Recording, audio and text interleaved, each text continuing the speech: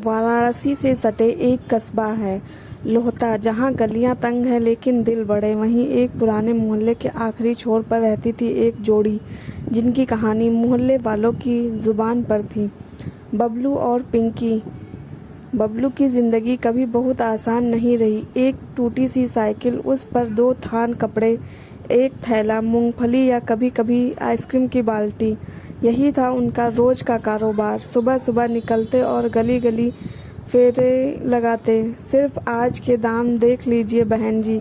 ये आवाज़ मोहल्ले के हर घर में पहचान बन चुकी थी। घर में कुछ था नहीं, माँ बाप बूढ़े, एक बहन की शादी बाकी और खुद बबलू बस 10वीं फेल। ऐसे ही हालातों में मोहल्ले के बड़े बुजुर्गों ने मिलकर उनकी शादी करवा दी।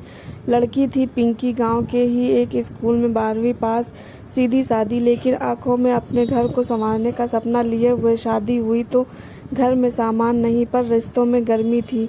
पिंकी ने कभी शिकायत नहीं की, वो जानती थी कि उसका आदमी कितना मेहनती है। फिर एक दिन बबलू ने अचानक कहा, पिंकी तू आगे पढ़ेगी, बीए करेगी? पिंकी चौंकी। हमसे ना हो पाएगा। रोटी की सोचे या किताब की? बबलू मुस्कुराया, रोटी मैं देख लूँगा, तू किताब देख ले। उस दिन से एक नई शुरुआत हुई। घर में पैसे नहीं थे, लेकिन बबलू ने मोहल्ले से कर्ज लेकर पिंकी का बीए में एडमिशन करवाया। लोगों ने हंसी उड़ाई, 2 जून की रोटी नहीं, पढ़ाई का सपना देख रहा है। पर बबलू रुका नहीं। पिंकी ने बीए किया, फिर एमए, फिर बीएड। हर शाम कोचिंग से लौटकर चूल्हा भी संभालती और देर रात तक पढ़ती भी। किताबों पर चाय के छींटे और पसीने की बूंदें दोनों गिरती थीं। 5 साल गुजरे, फिर एक दिन वो आया, नियुक्ति पत्र।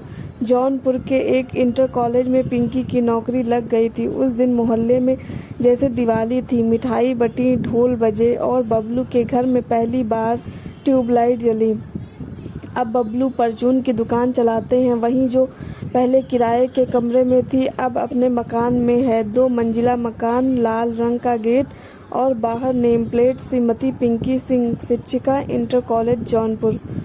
बबलू अब भी सुबह सुबह दुकान खोलते हैं। पिंकी गर्मियों की छुट्टी में दुकान पर हाथ बटाती है। कभी कभी बच्चों को गोद में लेकर सामान तौलती है, पर और बबलू प्यार से देखता है। कभी साइकिल से मोहल्ला नापने वाले बबलू अब स्कूटी चलाते हैं। पीछे उनकी मेहरारू बैठी होती है और बीच में 2 छोटे बच्चे। बाजार जाते हुए सबकी नजरें रुक जाती हैं। देखो, यही है वो जिनकी बीवी टीचर है और जो अब भी उतने ही सीधे हैं।